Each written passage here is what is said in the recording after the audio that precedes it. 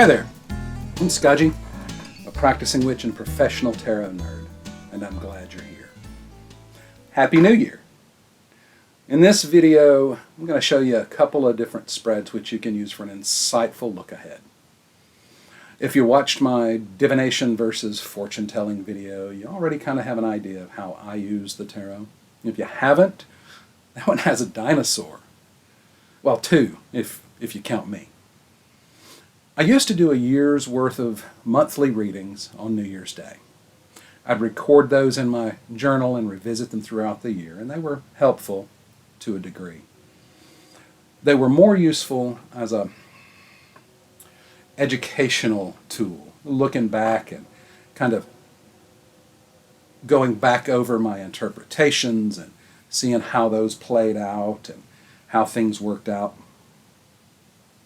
But a venerable sage once said, "Hard to see is the future, always in motion." And let's not forget that scene in The Matrix where Neo breaks the Oracle's vase. I'll put a link to that one in the description.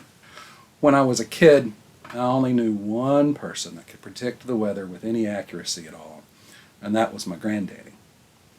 Granddaddy was a special man. He was kind of quiet, a man of few words, as they say. But if he did have something to say, you'd be wise to listen. I named my son after my granddaddy. Yes, you knuckleheads, my son is named Granddaddy. Jeez. Anywho, back to the weather. These days, our weather forecasters have very powerful computers and many years' worth of data with which to make their predictions. And still, they aren't always right. Weather on this third rock from the sun is a very complex thing with lots of variables impacting what happens. Life is like that too. We can get fairly close to accurate if we're predicting what's going to happen tomorrow. But next week, next month, next year, that's harder. There's lots more variables at play the further out we go. So I keep my what's coming kinds of readings a little closer in time. After all, if I make a change tomorrow, it quite probably makes a change to everything that follows. It's all very butterfly effecty, and temporal mechanics gives me a headache. There's a great story by Ray Bradbury called A Sound of Thunder. You should check that out. There's a link down below in the description. I'm going to cover two spreads today. The Janus spread is based on, well, Janus. Janus was the Roman god of endings, transitions, beginnings, and lots of other stuff too. The Janus spread here is designed to give us a look at moments of transition in our lives. This is a 9-card spread, and you can see it's split up into 3 rows, of mind, body, and spirit. Cards 1, 4, and 7 are that transition point, that doorway through which we're going between the past and the future. Cards 2, 5, and 8, they show us where we've come from, the influences, our own experiences. And cards 3, 6, and 9 show us where we might be heading, giving you some insight into what we might expect. A note on this one, you see the way those transition cards are laid over on their side. You can determine, if you use reversals, which way is up. In this one, and in the way that I typically do this, if it's oriented where the numbers are right reading, you see that, where they're kind of laid over that way. For me, that would be an upright position. If it's where it's upside down compared to the number itself, where the head of the card, the top of the card, is to the left, that one might be seen as a reversal. It doesn't matter which way you do it, just try to be consistent, otherwise you'll get confused. So let's take a look at this spread in action. The deck I'm using today for the Janus spread is the Gilded Tarot. There's some information on that in the description down below.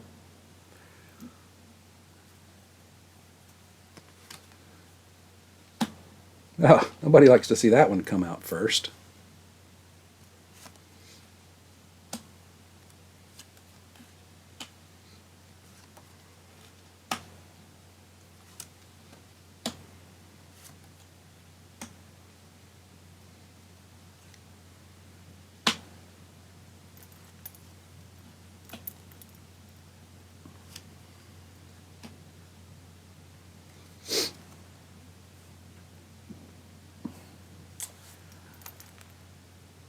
So we're going to start here. This is the spirit line.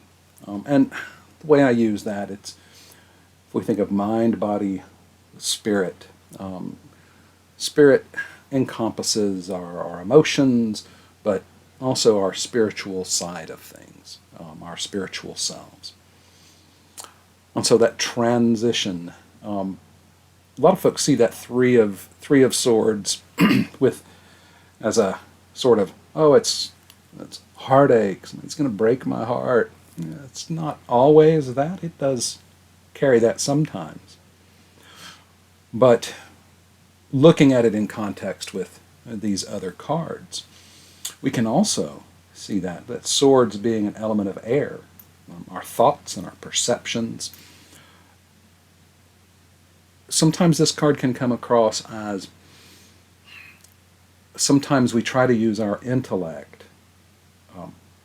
as the sole means of managing our hearts, managing our emotions. If you've ever been through one of those moments where it's like, we feel an emotional pain and I'm never going to do that again, and we take our intellect, our thoughts, and we sort of pin those emotions down instead of letting them exist. And that's how we're looking at this right here, is that transition is perhaps it's time to open up our hearts, our emotional or our spiritual side in this case. And then the where we're coming from part with this Six of Swords, again, it's another mind thing. And a lot of times this comes across like, he's got all the swords in there in his boat and he's going somewhere. That is very much a transitional kind of thing, but this card does feel reversed here. And what we can see from that perspective is maybe that those spiritual thoughts, that spiritual side of things is static, kind of set in our ways, and that's where we're coming from.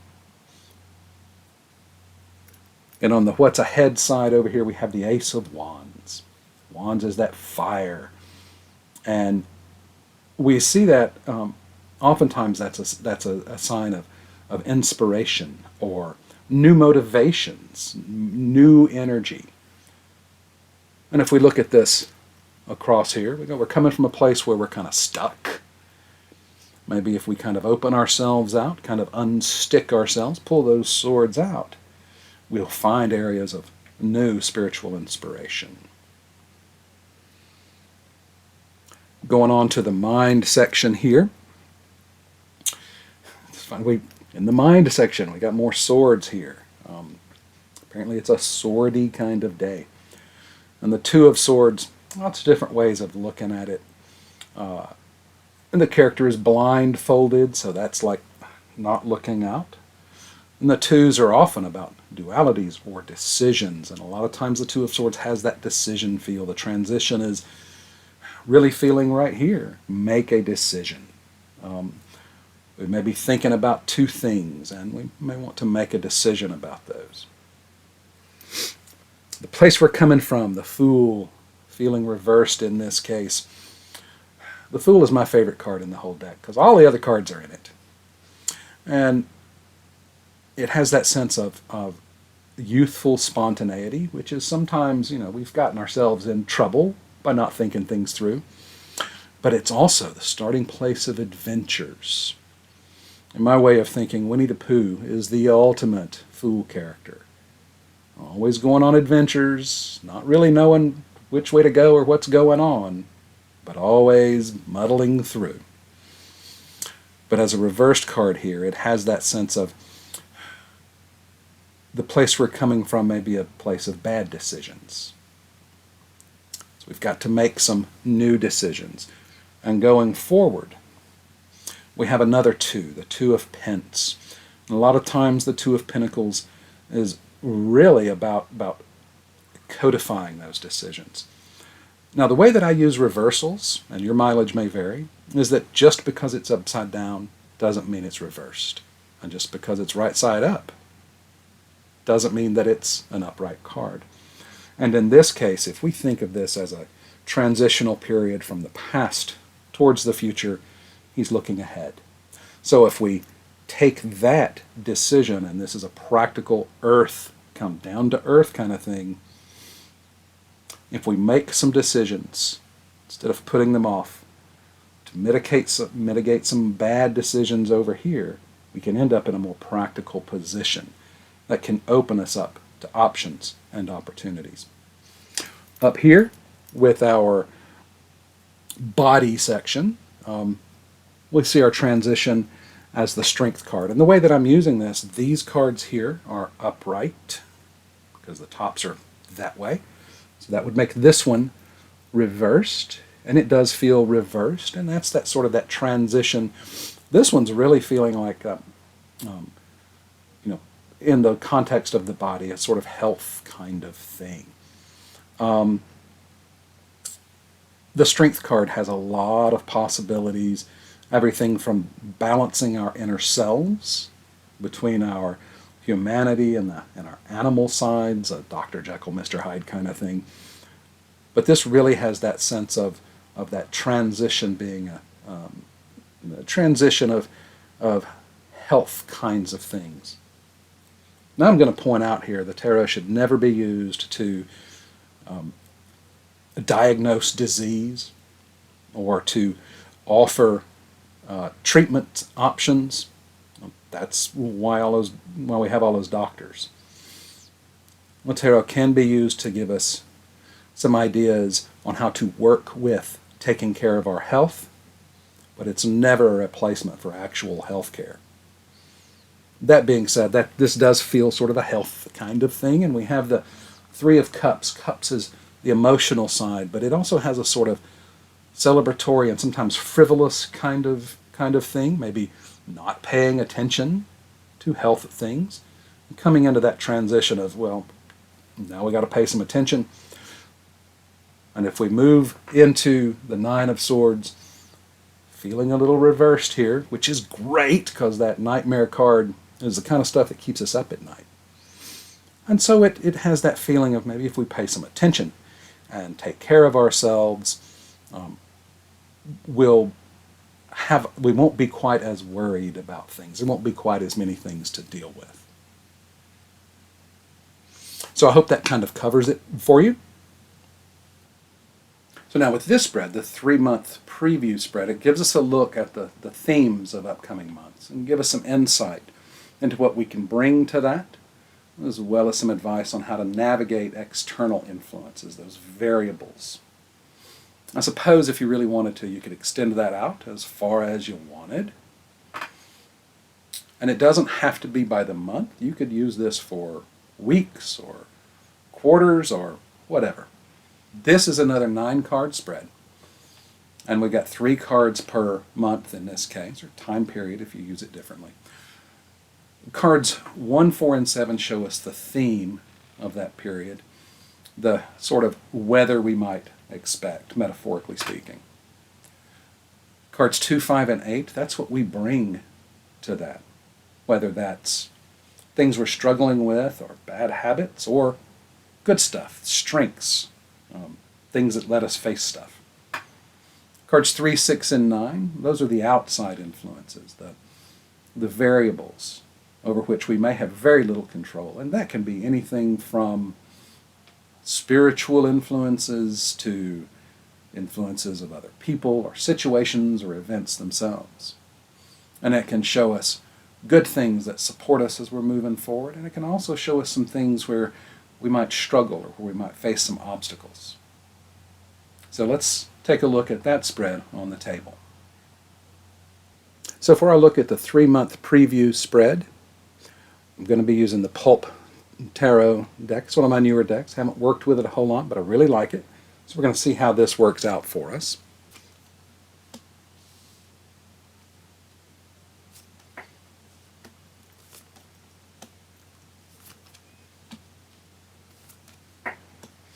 I get questions from time to time, from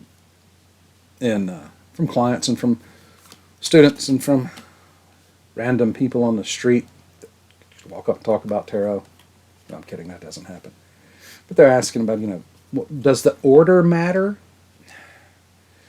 The order you deal them can matter, but what's more important is the context of the positions. I could have dealt it 1, 2, 3, 4, 5, 6.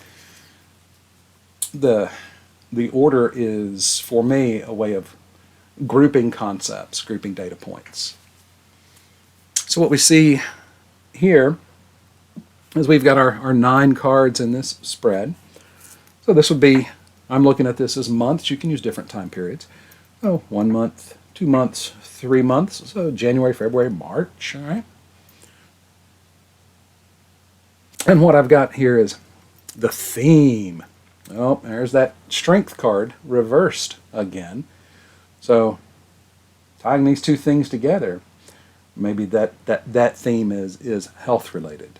But another way of looking at this is it may have to do with trying to find new balances. Right? So let's see what the other cards hint for us. We have the Hermit for what I'm bringing to it, what I bring to this situation. Now the Hermit, some folks see the Hermit and think of loneliness, and that's not generally how I see this card. A lot of times the Hermit is more about how we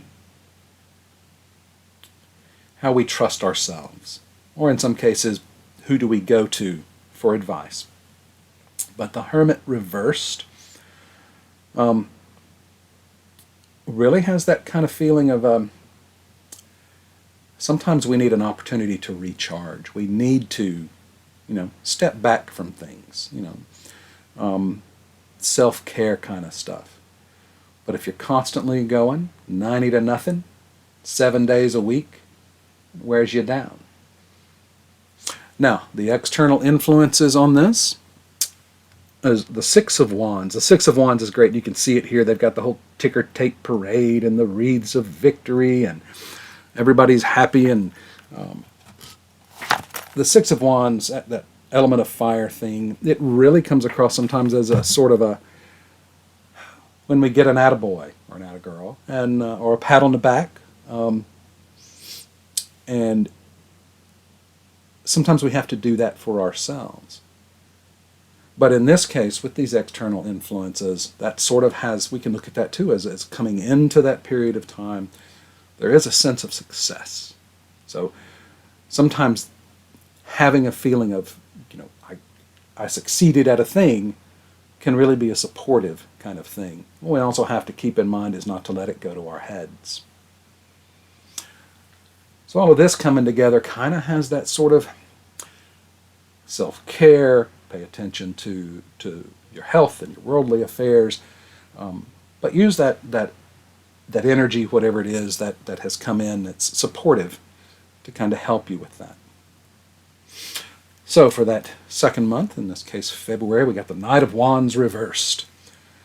Now, we can look at this card as being reversed, or we can see this card as he's driving that away. He's going forward. So let's see how that's going to play out. But that Knight of Wands is often, he's on the good side, man. He's focused. Those knights are very good at focusing the energies of their suit. Fire, that's passion, that's willpower, that's drive to get things done. Drive. So let's see how this plays out. With the Queen of Pentacles reversed, sometimes that's about not having managed worldly things, and in this deck, she's got the stuff that comes in, the growth and the prosperity kind of things going on. It's almost like she's reaching out with something, but it's what I could bring to that is that something about not giving, not reaching out with stuff. I think with these two right here, the way it really is feeling is it's going to be real important to manage energies and manage resources, whether those are my personal resources or, those inner kind of things, right? A lot of times the Queen of Swords can come across as distant and aloof and cold. It's a very intellectual, related kind of card, but in this deck, we have this Joan of Arc kind of figure. That hints to me at a different side of things. Joan of Arc, she was a military leader, and she won some battles. She could think things through, but she was driven by that inner spiritual side, a very element of water kind of things. And I often associate the queens with water. Other readers will do that differently. So this has that sort of supporting the quest kind of stuff. With that in mind, I'm managing these things here. I'm not overextending myself. I'm not being impulsive. Then I have this sort of strategic support, this energy that can come into it. For this next batch, this third month of March in this case, again we come to the Fool. Okay, is that bad decisions and impulsiveness, or is our friend here striving off with confidence into the future? Don't know what's going on, but I know I'm going to get there. Well, let's see the energy that we bring to this from the Magician. Now the Magician is got all of the tools, very competent, and able to make things happen, to bring into the real world ideas from mind or spirit. And in this case, he has that sort of the tools floating around him, and the infinity symbol in the back. With the Emperor, those external influences, that has, we can look at that as sort of a rigidity of things, but also a practical. I think of my father a lot of times when I see this card. Both its goods and its bads. We're all like that. We've got our good sides and our bad sides, but the Lieutenant Colonel had a very organized way to his life. And a lot of times that worked out fantastic for him because he was able to manage his stuff, whatever that stuff would be at that moment in time. So I see this with these cards here. Our Fool is not being foolish per se, but trucking out into the future with confidence, maybe not built on anything practical, but a sort of, give them hell kind of attitude. And overall, this kind of hints at some important things that need to be managed.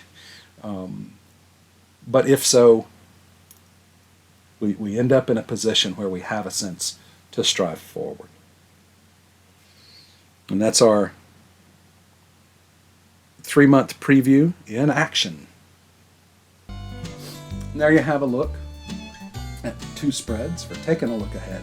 I hope you've enjoyed your time here today. I know I have. My name is Skaji. Please like, subscribe, hit the notification bell, share, all those things. Thanks for joining me, and safe journey.